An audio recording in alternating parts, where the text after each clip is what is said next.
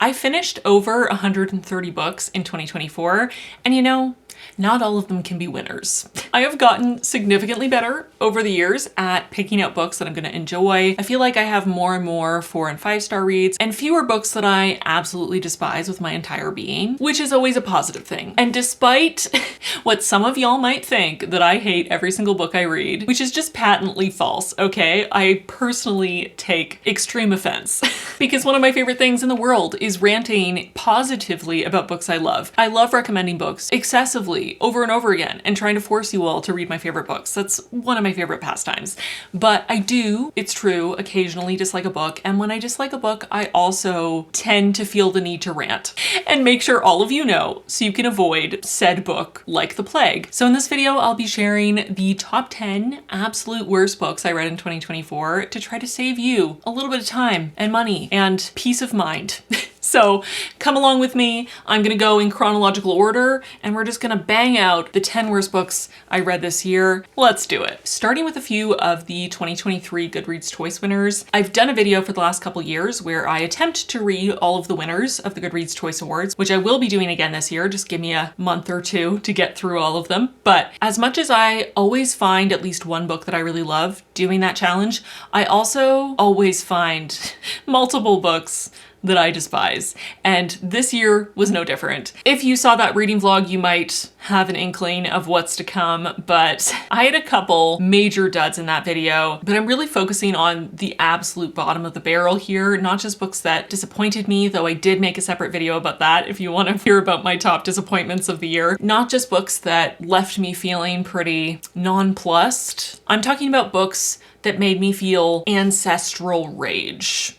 Okay, so let's start with the only books on this list that are actually part of a series. That's book 1 and book 2 in the Housemaid series by Freida McFadden. The second book in the series, The Housemaid's Secret, won Best Thriller of the Year in 2023. So I read book 1 and book 2, so I had enough context to give you a review. And as much as I disliked The Housemaid, I disliked The Housemaid's Secret even more. These books are atrocious. I'm so sorry. They're so terrible. They're so bad. And listen, I totally understand enjoying them. I must admit, when I was reading the first book at least, there was part of my brain that was having a good time. It's like the book version of trashy TV. You know on some level that it's absolutely terrible. The dialogue is stilted, the plot makes no sense, there are evil twins and huge twists and fake outs, and as much as part of your brain recognizes that this is not quality filmmaking, or in this case, quality writing, you can still enjoy it. You know, not everything has to be high caliber literature. So there was part of my brain that was kind of enjoying book 1, as ridiculous as it was, but things just kept escalating. And at some point I simply couldn't suspend my disbelief any further, and everything fell apart like a house of cards. Our main character, Millie, is a study in contradictions, but not in a way that works. She's both a hardened criminal, fresh out of prison, who is also a badass with many surprisingly unsettling skills, but she's also so incredibly naive and spends at least 80% of the book just lusting over her boss's husband and allowing her deep need to get laid to overshadow literally everything else, including her common sense. And again, I could kind of enjoy the trashiness of it for most of the book, but by the time we got to the end, and if you've read it, you know what I'm talking about, things escalate. And my God, I have no words. I have no words. And as absolutely unhinged as the ending is, I kind of didn't mind it, you know? Could have been worse. But what couldn't have been worse was the writing. The writing was absolutely atrocious. I would hazard a guess that this author wrote this entire book in maybe 2 afternoons and then did 0 edits because it is so messy. The writing is horrific and there are weird turns of phrase that I've never heard in my entire 32 years on this planet, many of which I've spent as an avid reader, that were employed ad nauseum, basically every chapter. We also have the main character having many misogynistic and fatphobic and just generally thoughts towards her employer throughout this book. We have much of her internal monologue just thirsting over her boss in a way that feels highly unprofessional, and also just a huge amount of time of her being really resentful for being asked to do the job that she was hired to do. I think my favorite thing was that Millie had zero survival instinct for easily 90% of this book, which again, recently released from prison. So you'd think she would have developed some sort of awareness of her surroundings and caution, but no, throw caution to the wind. No concerns, no thoughts, just vibes, just mentally picturing her boss taking his shirt off in slow motion. As much as this book was mildly entertaining in its ridiculousness, I just can't look past how terrible it is. Just on a technical level, this book is so awful. It's so haphazard. It's so poorly put together. Very little effort and time was put into creating this book, okay? Now, I'm not saying you shouldn't necessarily read it if that's your thing. I think you might enjoy how terrible it is. Sometimes it's fun to hate read a book, but something you should definitely not do is read the sequel, because as bad as the first book was, the second book gets so much worse. Basically can't talk about anything in the second book without spoiling book one, so all I'm gonna say is that things go even more off the rails if that is even remotely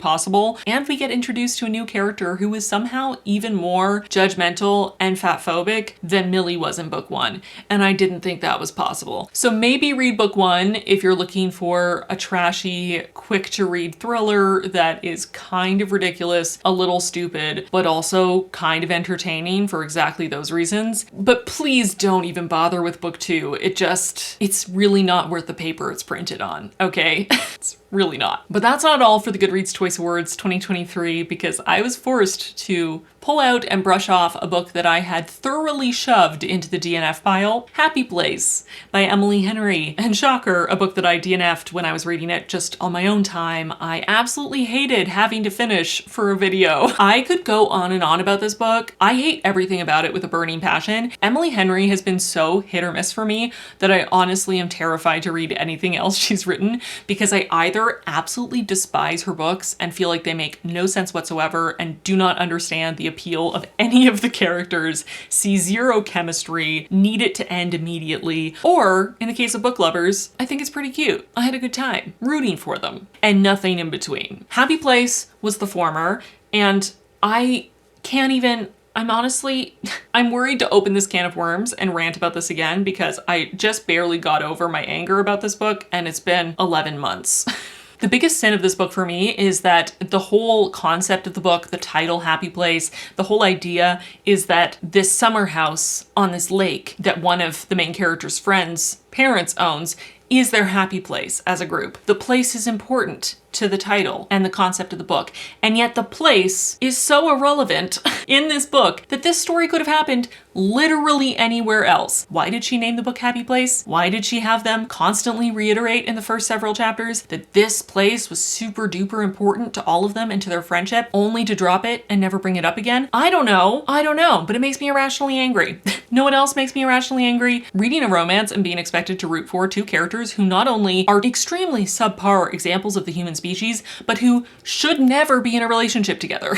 That is the case in this book. Not only do I absolutely despise both the female main character and the male love interest, both of them are bland as plain white bread toast, but they also have zero chemistry, are not interesting, have absolutely horrific communication skills, and very cringy dirty talk, okay? And I can maybe look past some of those first couple things, but the cringy dirty talk, I absolutely refuse.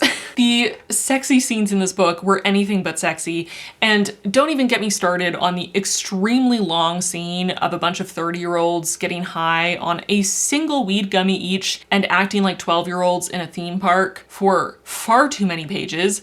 I was absolutely losing my shit. That is the scene that made me DNF the first time, because have you ever been at a party with, I don't know, 17-year-olds who all get high on weed gummies and then giggle for 3 hours straight about a joke that you don't understand because you're the only sober one there, and also you're an adult? That's how I felt reading this scene. It's not entertaining, okay? It's just not. Also, I could not believe that any of these people were friends. Again, the whole point of this book is not only that this place is their happy place, which again, total failure on that front, but also that these people, these friends are so close that they're like family, and yet none of these people seem to like each other. None of them seem to want to talk to each other or trust each other enough to talk about their lives at all. They didn't want to spend time together. They didn't have similar interests. They spent their whole time bickering and arguing and ignoring each other and just refusing to address any of their issues. Every single thing about this book, including all of the unnecessary, self-congratulatory, sarcastic quips that made every single character feel like exactly the same person, making the same weird niche references over and over again, can go in the bin. I'm gonna need Emily Henry to do better, okay? I know she can. Then we have a book that I was so excited for. I was anticipating so much. I had on my TBR for so long that the fact that I hated it absolutely crushed my soul for a good 6 to 8 working weeks, and that was You Exist Too Much by Zaina Arafat. Oh my God.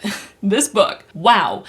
I have very infrequently hated a main character more than I hated this main character. The extremity of the lack of self-awareness or willingness to work on her many flaws, the constant infidelity, lying, absolute terrible treatment of her long-term girlfriend, friendship with and defense of a rape, self-centered, victim complex, absolutely despicable human being that this main character was. I was so excited for this book. It was about a Palestinian-American bisexual woman. It was supposed to be about her complicated relationship with her mother, which existed in the periphery, but really wasn't the purpose of this book or what this book focused on. So much of this book was just focused on our main character making terrible decision after terrible decision, being so pathologically self-centered and providing the worst possible bisexual representation and eating disorder representation that I have ever read. Was absolutely appalled, especially by the eating disorder representation, which was honestly offensive to me. I wanted to like this so much, which made it even worse that I hated almost every single moment that I spent reading it. And I finished it because I kept thinking I had to be wrong, that something had to be changing, that we were going to see some sort of significant growth. The main character was going to turn it all around, become a better person. We were going to have a reckoning with her mother and their relationship was going to come into focus. Anything was going to happen. But no. No, it was such a waste of time. I hated it so much. Her immaturity was staggering, and the way she treated every single person she came across was absolutely despicable. If you are looking for books to read written by Palestinian authors, here are 3 that I have read and absolutely loved and highly recommend. This one though, please don't waste your time. Please don't. I'm trying not to let myself get too into it because I will get irrationally angry again and again. I'm making this video now so I can let go and leave these books in the past and not let them continue to fill my heart with anger going into 2025. Okay, so I'm letting this book go. I'm just letting it go.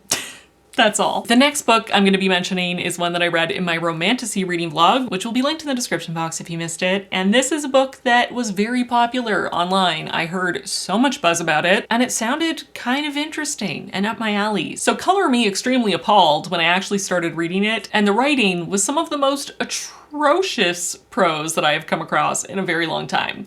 And that is One Dark Window by Rachel Gillig. I know there are people who love this book, just like people probably love all the books I'm talking about in this video, so please don't take this personally. People have different opinions. I'm sure that there are books that you hate with every single atom in your body that I absolutely love, and that's fine.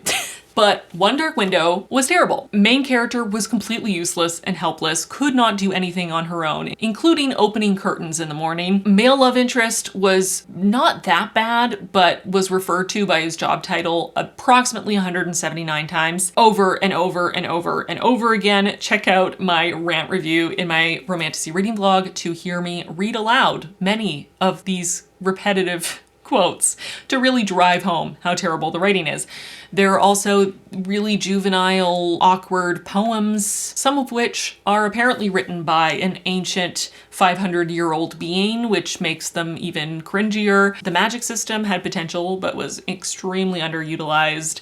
The world building was very half-assed to the point where they apparently worship trees but it's had no impact on their use of products that are made from trees whatsoever. It doesn't seem to have impacted their society in any meaningful way, except that they often will exclaim trees at random points, and also most of their names are types of tree. I don't think I'll ever be able to forget that the captain of the Destriers has gray eyes, although I'm not sure I can even remember his first name at this point, which is indicative of how many times he was referred to as the captain of the Destriers and how few times his actual name appeared in the text, even when they started banging, okay? It's weird. I also hated the main character. She's very immature. She's so helpless. She screams and throws tantrums at the barest inconvenience. She is not at all suited to be the heroine of a story. And I absolutely believe that none of the other people in this book would spend more than 25 minutes with her if they had any choice in the matter whatsoever. But unfortunately, they're characters in a book, so they can't escape.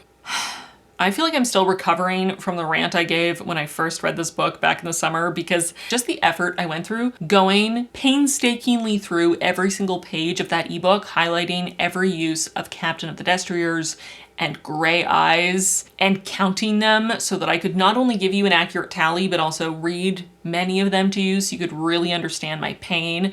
I just feel like that fundamentally changed my brain chemistry, and not in a good way. So highly disappointed in One Dark Window. Don't understand the hype. Do not recommend. One of the most infuriating books I've ever read. I sometimes read arcs from publishers, and I got one in the summer called Bodies to Die For by Lori Brand. All I knew about this book going into it is that it was a thriller set at a bodybuilding competition, which is not normally something that I would be drawn to necessarily, but it sounded kind of off the wall and silly, and I was looking for a quick thriller, so I thought, why not? And I quickly found out why not. I don't have the same deep, abiding hatred for this book as I do some of the other ones on this list. I just thought it was really poorly done. Kind of like The Housemaid. It was mildly entertaining, I guess, but it was just a mess. Too many things happening, very wooden characters, weird tropes being utilized unnecessarily. It needed several more rounds of editing, and maybe just needed to be scrapped altogether, because I feel like this concept, I just questioned so many things about this. Predictable twists, extreme escalation that makes little sense. It wasn't good. That's really all I can say. I can't even muster up enough interest in this book to rant about it. It just do not recommend. Moving along to October, where we have our book club pick for my Patreon book club for October, which was The Art Thief by Michael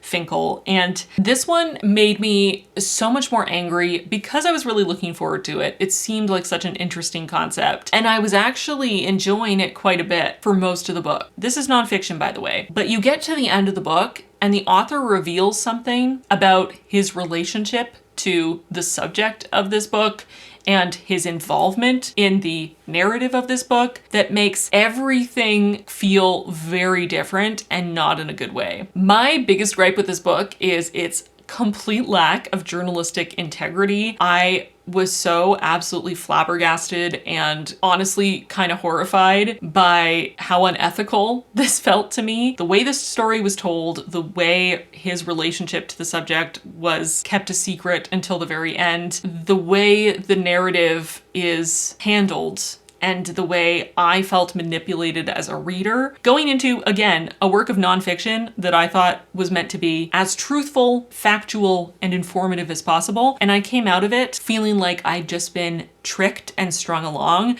It made me so angry. As much as this was not poorly written whatsoever, and I actually really enjoyed reading the entire thing, that final chapter and the way it shifted my understanding of everything I had just read, again, felt like having the rug pulled out from under me. And it's not a thriller. You're not supposed to have a twist at the end that changes everything. It's nonfiction, or at least it's supposed to be nonfiction, but who knows how much of this is fictional? Can't trust the author. If he wanted to write this story the way he wanted to write it, he should have written a fictionalized account and not sold it as hard-hitting, truthful journalism, because that's not what this is. And there are codes of conduct and expectations for how journalists should be approaching their work for a reason. And the more I learn about this author, the more I wonder why he keeps being published, because he seems to really enjoy lying. A super interesting story, but maybe read the last chapter before you read the rest of the book so you know what you're getting into, because I have never felt more manipulated by a work of nonfiction in my entire life. Now, if you saw my recent reading all 10 of the sci-fi finalists from the 2024 Goodreads Choice Awards reading vlog, you might have a bit of an idea of what's coming now, because the last 3 books on this list are all from that reading vlog. I'm gonna try to keep it pretty brief for these, because not only did I just recently film this video, but you also just recently saw it. And if you didn't, you can check it out with the link in the description box. I haven't even had time to cool off from the first time I ranted about these 3 books, so I'm gonna try to keep it low-key, okay? So first of all, we have The Family Experiment by John Mars, which is a technologically advanced near-future reality TV show set in the metaverse where parents are competing to be the best parents, raising their little meta AI babies, and whoever wins doesn't have to watch their meta AI baby be disintegrated in front of them and gets to either keep them and raise them or delete them themselves and have a real life baby and win lots of money. I think this book had maybe an interesting concept, but it was so buried under just absolutely strange choices, focusing in the wrong places, an absolutely unhinged side plot that not only made no logical sense, but added little to nothing to the larger narrative, extremely unlikable characters who just felt like the same character copy and pasted approximately 17 times, and really weird, uncomfortable treatment of children, both real and digital, lots of child abuse, lots of child death, and a really terrible representation or treatment of someone with a personality disorder. It was a lot. It was very messy. It was very chaotic. It didn't have anything particularly interesting or profound to say, which not all sort of thriller sci-fis have to have, but it also just didn't have enough focus and go deep enough into its main premise to deliver something truly exciting or innovative or thought-provoking. It was just a mess, okay? It was a mess. So, The Family Experiment, not a fan. Then we have Antibot, a book that I thought was going to be about a robot becoming human, which is one of my favorite subgenres of sci-fi, but was really a story of a woman experiencing and attempting to leave a domestic situation, which is a totally valid thing to write books about, but not at all what I thought I was getting into when I started reading this book. And while I think the domestic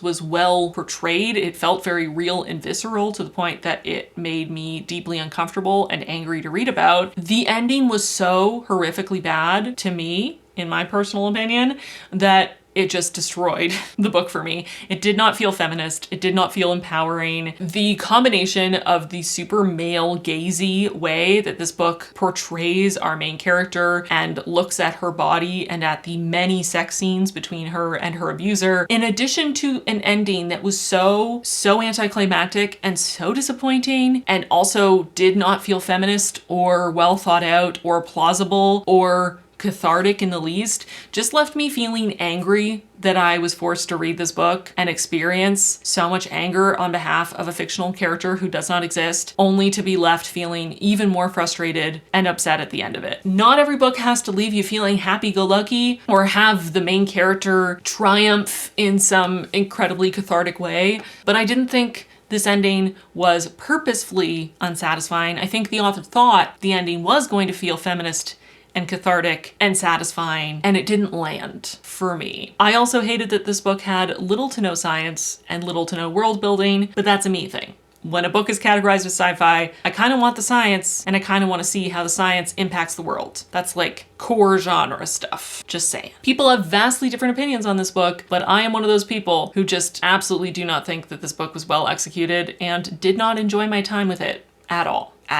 And the final book I'm going to talk about in this video, my absolute least favorite book that I read this entire year, the worst book I read this whole year, the book that I feel the most intense, strong, deep visceral hatred for. You probably already know if you watched that sci-fi reading vlog, it's Orbital. I hated this book so much. Again, I just ranted about this last week, so I haven't even gotten over that flush of hatred yet. It's still just roiling deep in my gut. I hated this book so much. And again, this is one that is polarizing. You know, people have extreme feelings about this book, some positive, some negative. Okay. I personally thought it was pretentious, try hard, word salad, gobbledygook that was incredibly repetitive with the longest sentences known to man just to make things sound more wise and deep and profound without actually saying anything wise, deep, or profound.